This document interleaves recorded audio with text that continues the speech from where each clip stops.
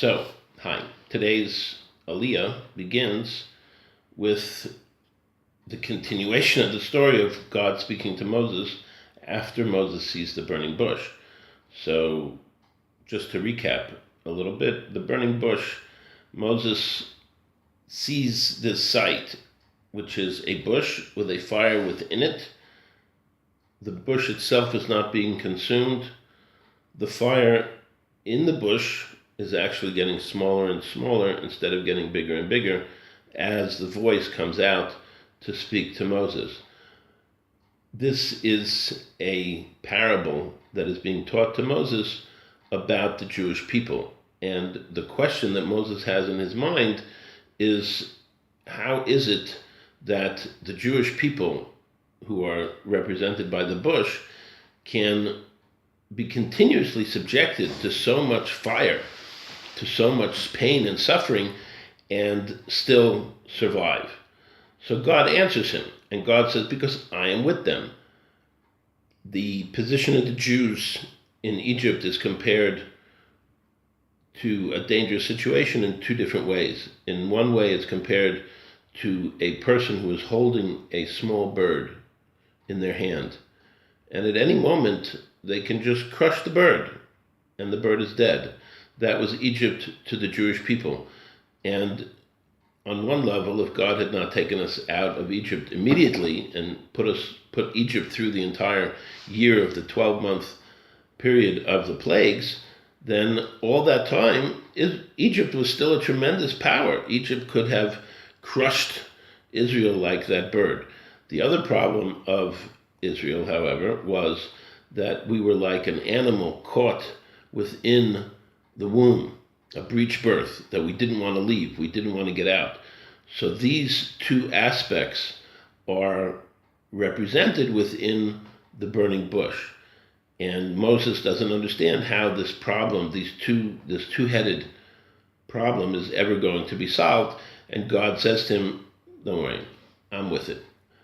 Number one, I will paralyze the hand of Egypt. They will not be able to crush the Jewish people as I send you, when I send you to do what needs to be done. And number two, the people themselves, the Jews who do not want to leave, we saw what happened to them in the plague of darkness. 4/5 of the Jewish people died out because we didn't want to leave. So that's the preface. Kind of sounds like current events, doesn't it? So God continues saying to Moses, Lech ve'osafta es ziknei Yisrael ve'amarta aleihem Adonai Elohei avosechem nira elai Elohei Abraham Yitzchak ve'Yaakov Lemor pakadati eschem ve'es ha'asui lachem b'Mitzrayim.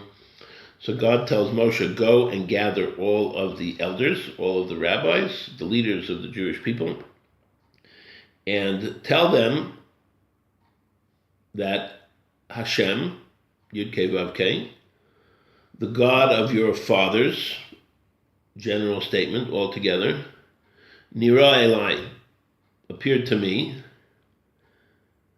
Elohei Abraham, Yitzchak, ve'Yaakov.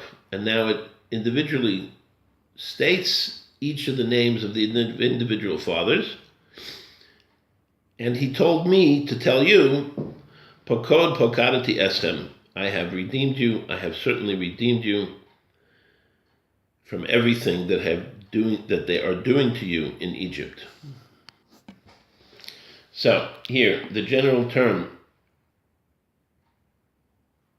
God of your fathers, Hashem Elohei Avosechem Nira Elai, the God of your fathers appeared to me, putting all of the Avos together in one group. This, the Netziv says, is Hashem telling Moshe, you know why the Jews didn't get destroyed completely?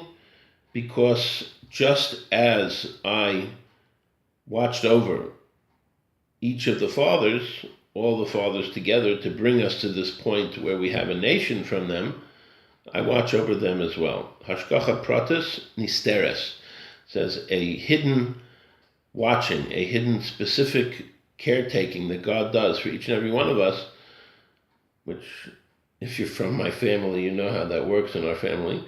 So that is the answer to his first question and why it puts all the avos together. And then afterwards, it says, Elohei Avraham, Yitzchak, Yaakov.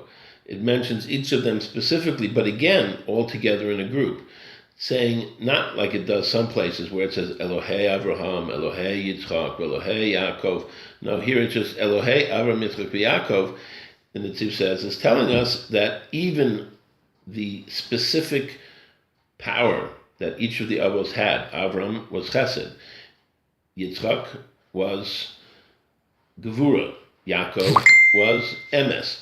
Even though each one of them has their own specific, which the Netziv translates that Avram is the one who benefits from Hashem's specific protection, Magen Avraham. He is Avraham's shield. He has his protection from all attacks from outside, which is basically what Avram Avinu suffered his life, and what he benefited specifically from his life in reaction to his doing Gemilas Chesed. We say that when a person does Gemilas Chesed, the reaction from heaven is a Haganah, a specific protection for the person.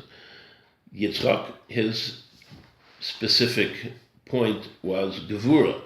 Gevura is Geshem, is Mazon, is Parnasa. And we see that Yitzchak benefited from a miraculous form of livelihood protection, that God gave him 100 times the normal crop, even in a famine year. So we see that was his specific area. And then we have Yaakov. Yaakov is Emes, and Yaakov is Shalom. Yaakov bends over backwards to make peace and to do to others not as they did unto him when they do not nice things to him. So Yaakov is worthy of a particular blessing of Shalom, of protection, of not having people bother him so much. And each one of these things was apparent in the Jews in Egypt at the time. Again, hidden. Once it's brought to our attention and we see, whoa, we went through 200 years, and each one of us can look back in our families and see the miraculous nature of people's livelihoods, of this person and his health, of this person and his success. And if we look back, then we can see the Hashgacha Pratis very, very clearly.